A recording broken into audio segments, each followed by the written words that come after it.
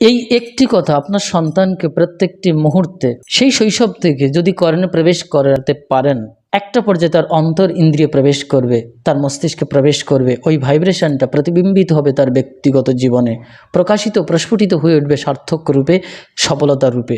সেই শব্দটি হচ্ছে যে তুমি মানুষের মতো মানুষ হও।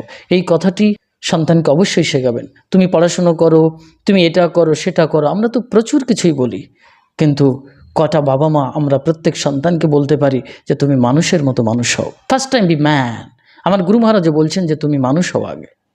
মানুষ মানে কিন্তু মনুষ্য সন্তান, আর মনু মানে মন্ত্রময় পুরুষ। আমার গৃহের পূর্বাশ্রমের আমার পিতাজি, মানে যিনি আমার জন্মদাতা, তিনি এই ছোটবেলা থেকে এই শব্দটি বারবার শ্রবণ করাতেন, আগে মানুষের মতো মানুষ হও, মানুষের মতো মানুষ হও। এই কথাটি ধীরে ধীরে ছোট্টবেলা থেকে শুনতে শুনতে পরবর্তীকালে গুরু মহারাজের কাছে এসে শুনলাম যে মানুষের মতো মানুষ হও কথাটি অত্যন্ত তাৎপর্যপূর্ণ, সন্তানকে তৈরি করতে।